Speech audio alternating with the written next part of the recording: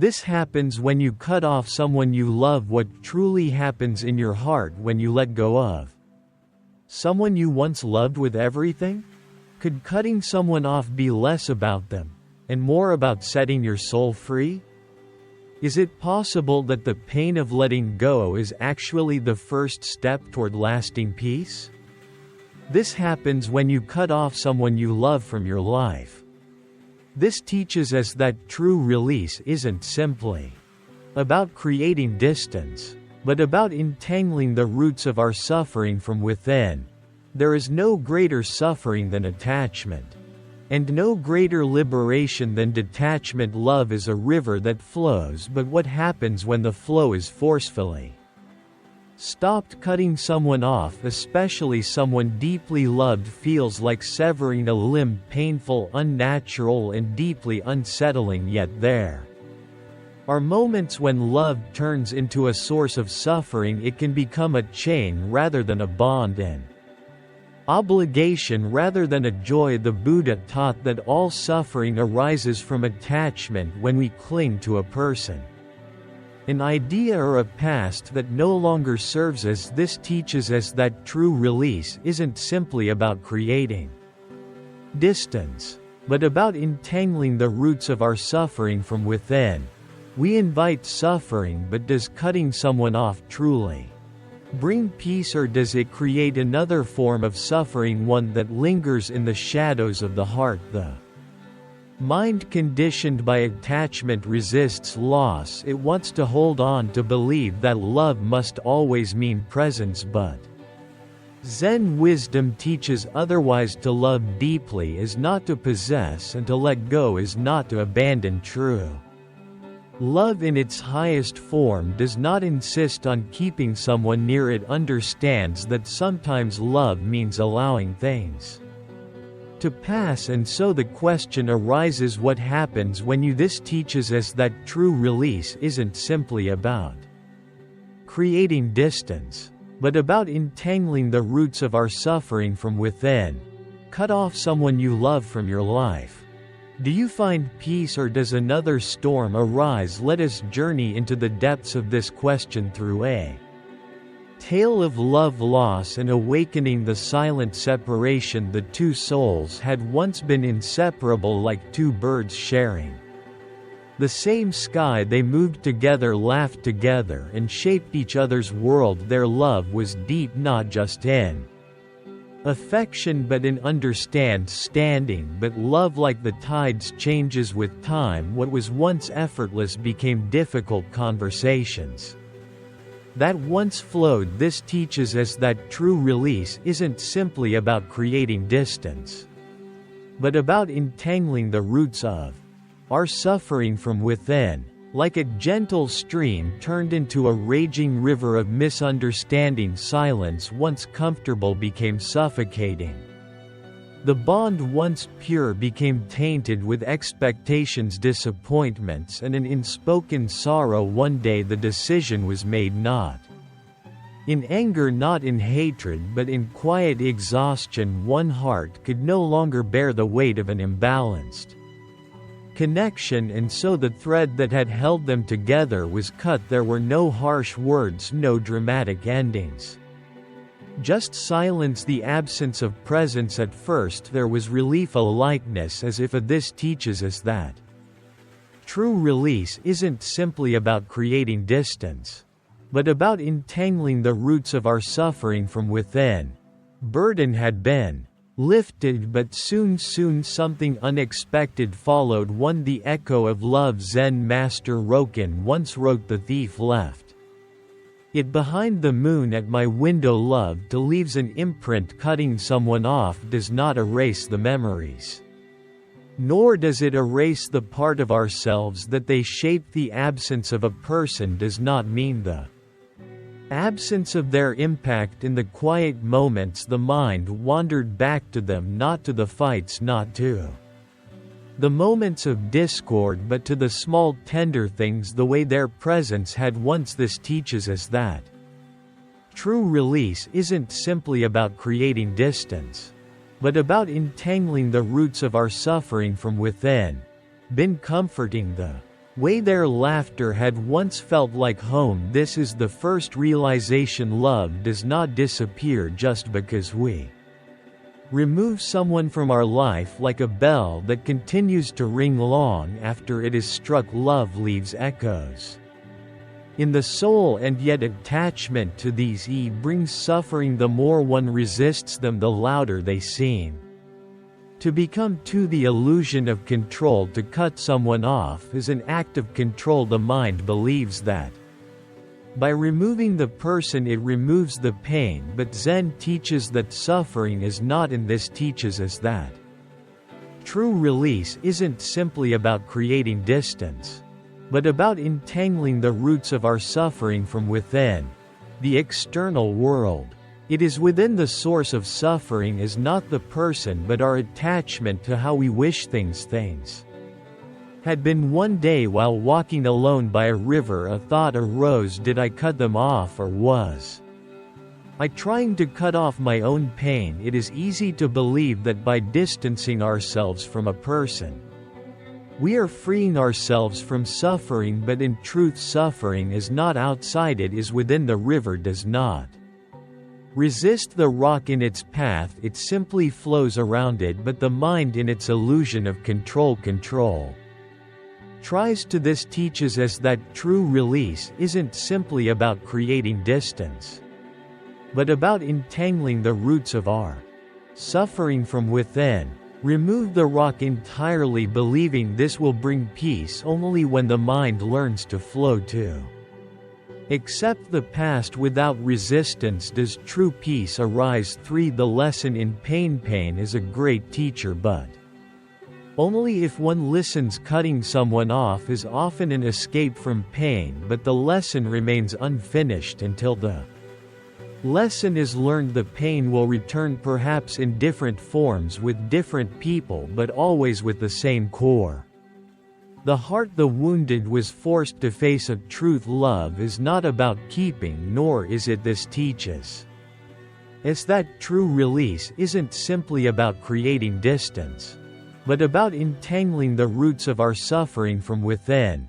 About losing it is about understanding. When love begins to hurt, it is not a sign to run, it is a sign to learn, to see clearly, to understand what attachment masked, and so the pain transformed not into regret, not into longing, but into wisdom. 4. True detachment is love. To cut someone off in anger is not detachment, it is resistance. True detachment is not the absence of love but the purification of it. As Zen monk once said, to love a flower is not to pluck it but to let it grow freely, to truly let go of someone is not. This teaches us that true release isn't simply about creating distance, but about entangling the roots of our suffering from within. To cut them off in bitterness, but to release them with love, to accept that they were part of the path and that their presence, whether near or far, is still a blessing. And so instead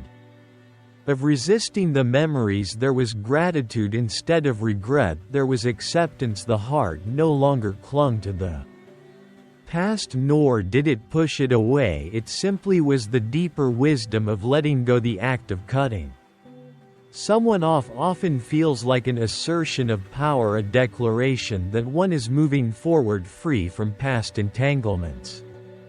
But in truth it is not. This teaches us that true release isn't simply about creating distance, but about entangling the roots of our suffering from within.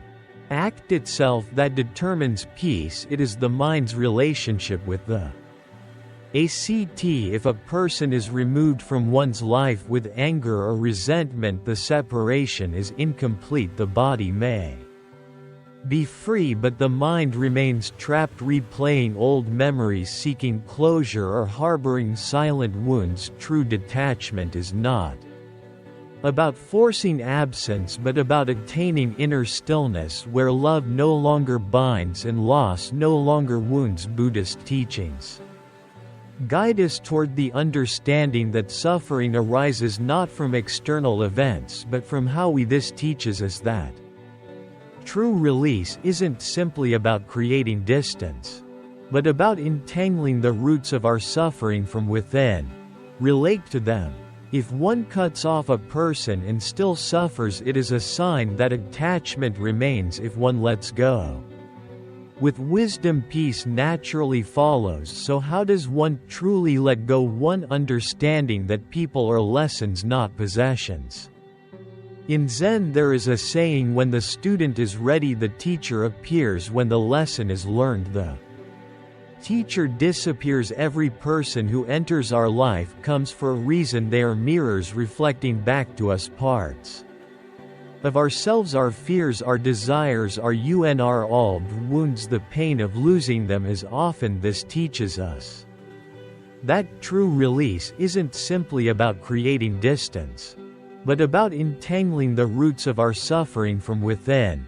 Not about losing them, but about losing what they represented. Perhaps they gave us a sense of belonging, of purpose, or of validation. When they leave, it is these attachments that hurt, not the person themselves. If one understands this deeply, the grip of suffering loosens. Instead of asking why did they leave, ask what did they teach me instead. Instead of resisting their absence, embrace the wisdom they left behind. To the illusion of emotional permanence, the human heart in its longing often believes that love should. This teaches us that true release isn't simply about creating distance, but about entangling the roots of our suffering from within. Be eternal in form, but all things, no matter how beautiful or impermanent. A Zen master once held up a delicate porcelain cup and said to me, "This cup is already broken because I know that someday it will fall and I will no longer have it, and so I enjoy it completely." While it is here, relationships too are like this cup. We suffer because we cling to the illusion that love must always remain in the form we desire. But love is not static, it evolves, transforms, and sometimes fades. When one resists this natural flow, suffering arises. Instead of lamenting, this teaches us that true release isn't simply about creating distance, but about entangling the roots of our suffering from within. What was lost, embrace the impermanence of all things. Only then can one truly love without fear. 3. The art of non-attachment. Loving without clinging. To love without attachment is to love without fear, to love without needing to keep someone close. This does not mean loving less, it means loving in a way that is not dependent on possession or control. Buddhist wisdom speaks of yupa or equanimity, the ability to remain at peace regardless of circumstances. This is the highest form of love, love that does not demand but allows, love that does not cling. But this teaches us that true release isn't simply about creating distance, but about entangling the roots of our suffering from within. Supports love that does not fear change but embraces it. To practice yupa is to see love as the sky sees the passing clouds, beautiful, fleeting, and ever-changing. For acceptance, the final step in letting go. True letting go is not about pretending someone never mattered, it is about accepting that they matter deeply, but that their role in one's life has changed. When a river meets an ocean, it does not weep for the mountains it left behind. It simply continues its journey, knowing that it is still water, still flowing, still alive. So too must this teaches us that true release isn't simply about creating distance, but about entangling the roots of our suffering from within. The heart flow not with regret but with gratitude, not with resistance but with acceptance. Accept that the past is unchangeable, accept that love does not need to be held on to be real, accept that growth sometimes requires loss. When one reaches this state of acceptance, there is no longer a need to cut off anyone. There is only the gentle release, the recognition that love, when pure, does not Bind it simply as the path to peace. The journey of cutting someone off is not about them, it is about oneself. It is about learning what this teaches us, that true release isn't simply about creating distance, but about entangling the roots of our suffering from within. Attachment has to teach. It is about recognizing where suffering comes from, and where peace can be found. If one removes a person but still carries resentment, they are still bound. If one lets go but still aches with regret, they are still clinging. True letting go is not an action, it is a realization. It is the understanding that love at its deepest level does not need proximity, possession, or permanence to exist. And when one truly understands this, they no longer ask what happens when I cut someone off. Instead, they ask. This teaches us that true release isn't simply about creating distance, but about entangling the roots of our suffering from within. What happens when I free my heart? And in that question lies the key to liberation. Thanks for watching. Hope enjoyed this video. Don't forget to subscribe to my channel for more content like this. Just click the subscribe button below and hit the notification bell so you never miss an update. Also feel free to leave a comment and let me know what you'd like to see next. See you in the next video. This teaches us that true release isn't simply about creating distance, but about entangling the roots of our suffering from within.